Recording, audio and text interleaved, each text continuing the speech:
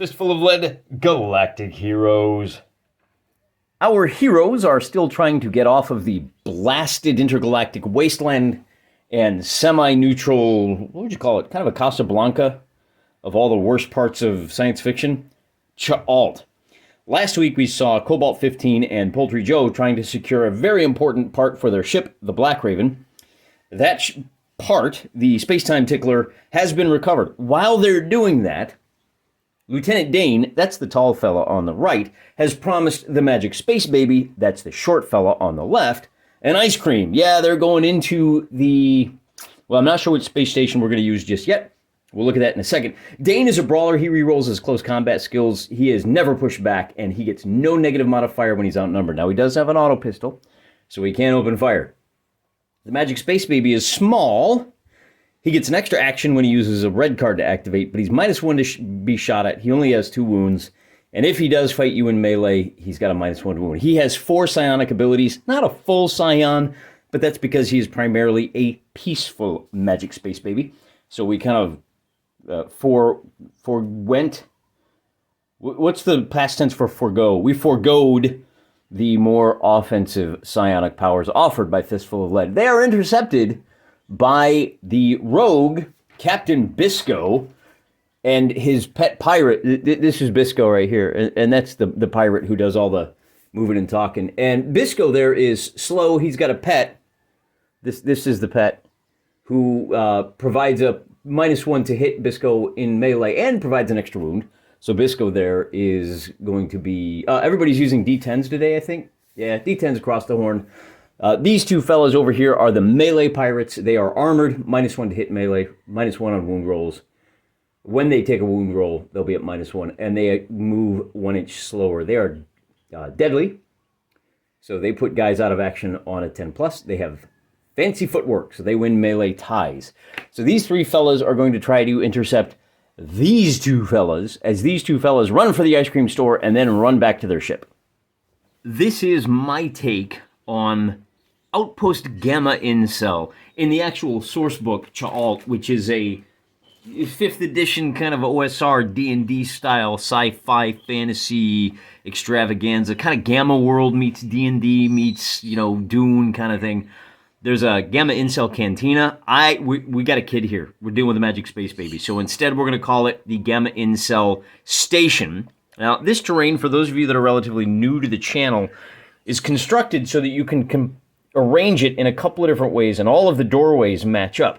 In this case, I've taken a new tack, and I've got a little closet over here. I've left a bit of not an atrium, but a parking lot with an eatery down here. Now, the main entrance is over here, and you can see our pirates right at the entry.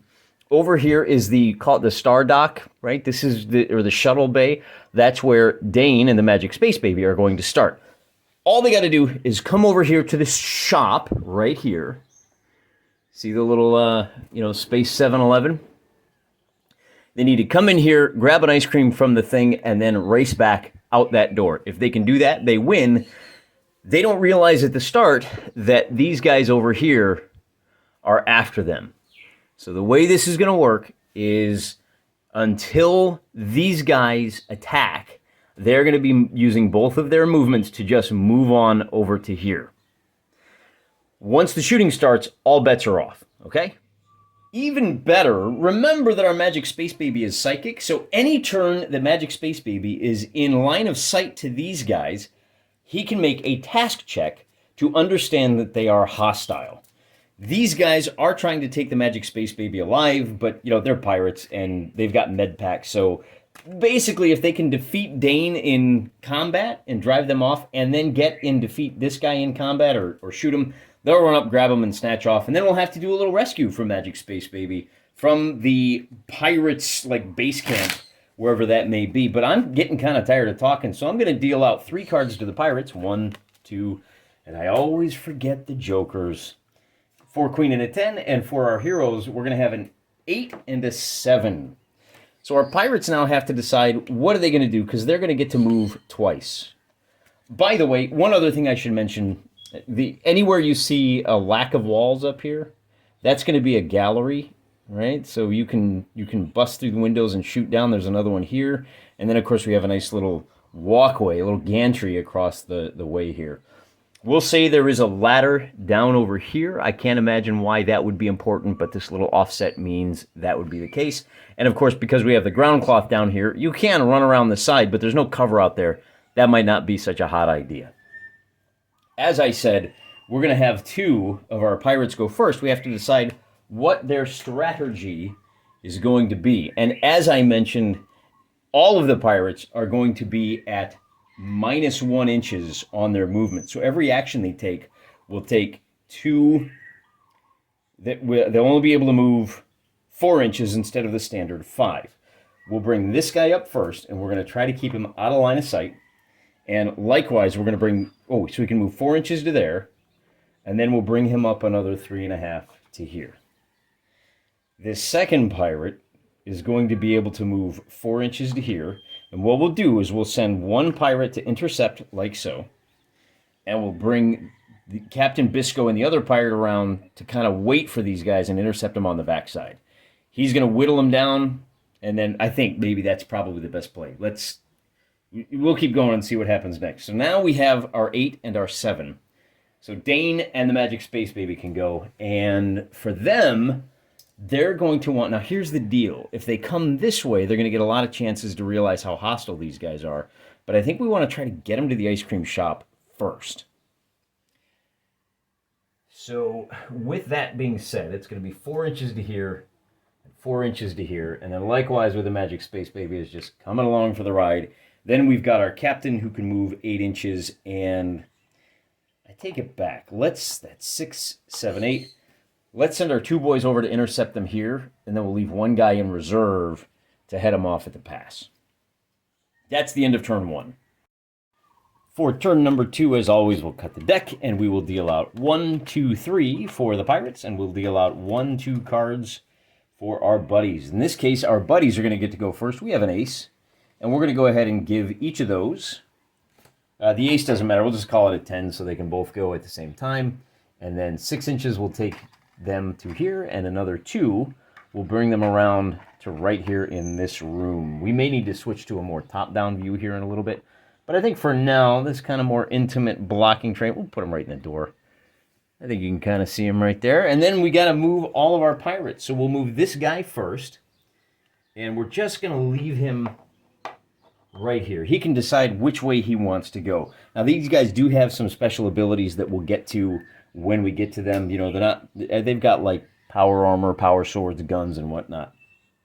The next step is going to be to bring this guy 6 inches to here, and then we'll bring him 2 inches up to here so he's nice and out of sight, and we'll bring our captain up to right there. That's 6 inches, and they're done. So that's the end of turn 2. They're ready for their little ambush.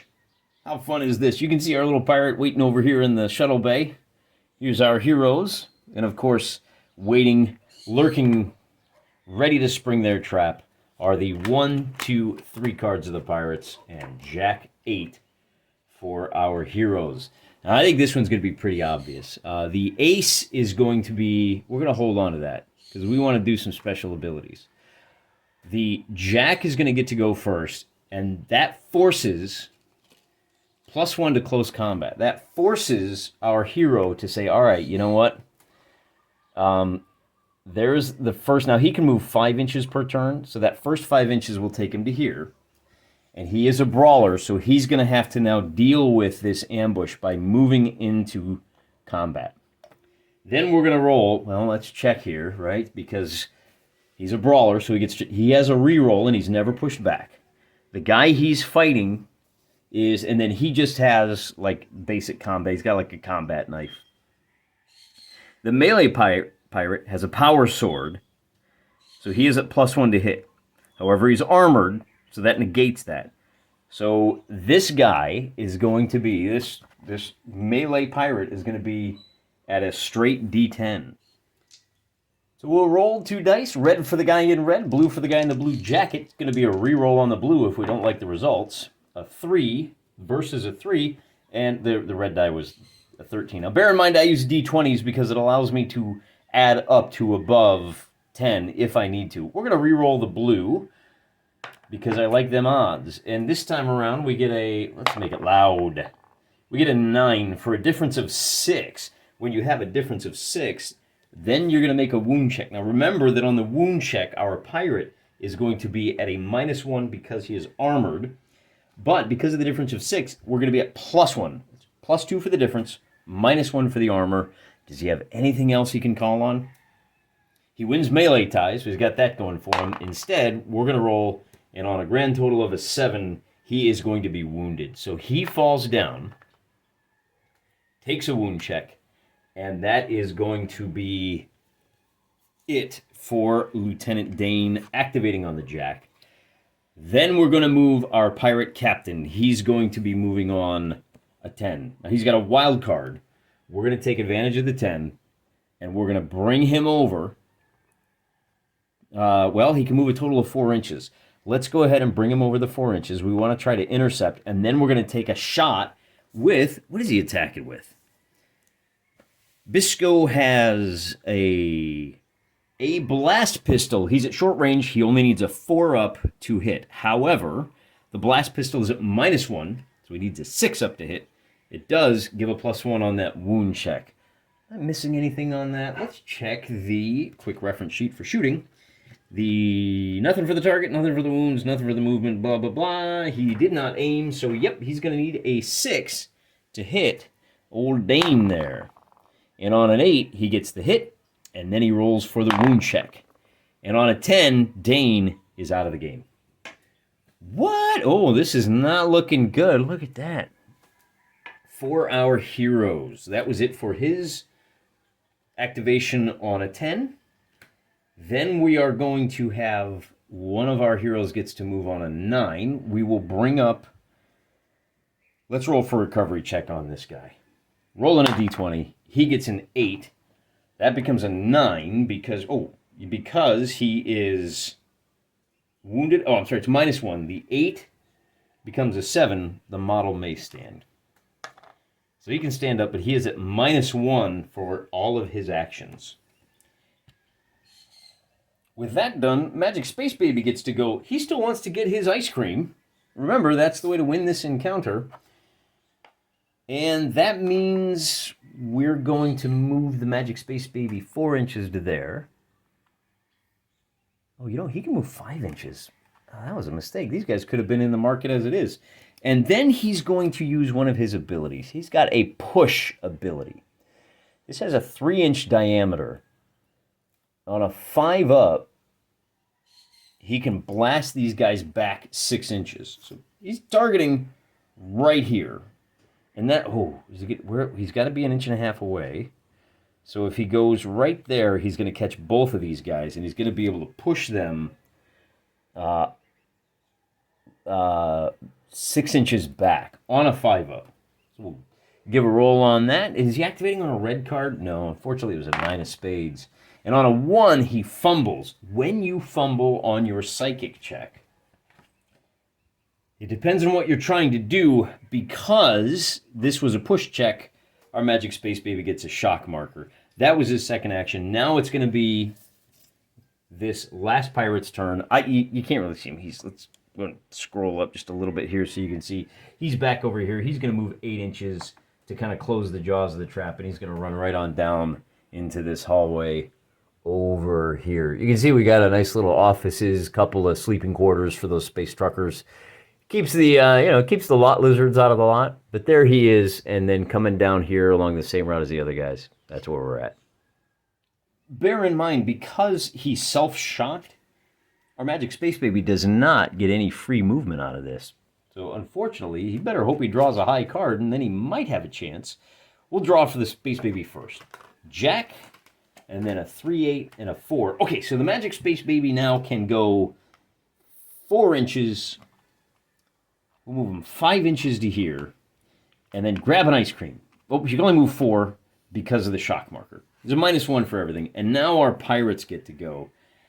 And we're going to move this pirate first. 4 inches to there, 4 inches to here. He comes up into the doorway to cut off the Magic Space Baby's route of retreat. Remember, you have a 1-inch zone of control around each of your guys, So the Magic Space Baby is not going to be able to run around these guys. That was the 8 activation. Then we've got, let's use the captain himself is going to run up with his first action and attack with his second action. Our captain here, Captain Bisco, is going to be at a -1. And I think that's it for his combat because he is armored. Magic Space Baby is -1 to wounds. Oh, so Magic Space Baby is actually a total of +1 on this roll. And do I have a purple? Yeah, since Magic Space Baby's is a purple guy, and then we'll use red for the captain. Magic Space Baby gets a +1 for an 8. Magic Space Baby loses by 1. And that means Magic Space Baby has to take the wound check. Magic Space Baby is, yeah, that's it. He's only got 2 wounds. So here's our wound roll. And on a result of a 6, does the captain have any bonuses to his damage? He does not. So on a result of a 6, Magic Space Baby is going to go down wounded. He falls. And now he's a -2 on everything. Then this guy is going to try to... Oh, can he recover? Oh, Magic Space Baby... Wait a minute. Oh, Magic Space Baby is on +1 to combat, but that's only if he activates on this. And then... What was the special ability with the red card? He can take an extra action on a red card. Oh, he could have run away. So instead of being here... he would have moved the extra 4 inches to get to, like right here. So let's just move the action over there. And it's, you can see it better. He's got his ice cream, though, for what it's worth. Unfortunately, he now has to deal with this guy, who is going to be able to move in with his first action and make an attack. Now, this guy is at -1 for the wound, and our Magic Space Baby is at -2 altogether. And our pirate is at a total of -1 for the armored, -1 for the wound, but at +1 for the power sword. So a total of +1 to the red die. It's going to be a 7 for the baby, 8 for the pirate, difference of 2, making a wound check, and on a result of a 9 +1 because of the differential, and +1 because of the power sword, the Magic Space Baby has been put out of action. Now, in this case, the Magic Space Baby is not dead. She is just captured. And then here's Lieutenant Dane laying here, watching him drag her away, going, oh, man, Cobalt's going to kill me for being knocked out of action. Now, because we are doing kind of a loosey-goosey campaign, we need to figure out what happens to Lieutenant Dane. And to do that, we're going to roll a D10. We're going to add 1 because Dane was on the losing side of the scenario, and we're going to add 1 because he was out of action. So we're going to add a total of 2. If we get an 8, 9, 10, Dane is out of the campaign. Look at that. On a result of a 1 + 2, finally got a good roll. He has just winged me, so he staggers off, looking for the Magic Space Baby, wondering what he's going to tell his boss. That's it. Quick and dirty. I kind of like these smaller, more intimate games. There's not as many decisions to make, but you can kind of blow through them, and it's very much in keeping with kind of the spirit of the adventure serials, right? We got ourselves a lovely little, what do they call that, with a rotating cast of characters? I don't know what they call it.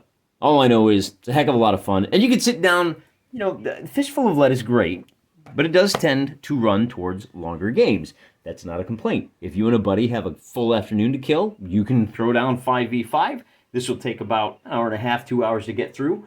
If you only got a half an hour, great. Just go 3x3. It scales really nicely that way. Till next time, I'm praying for you.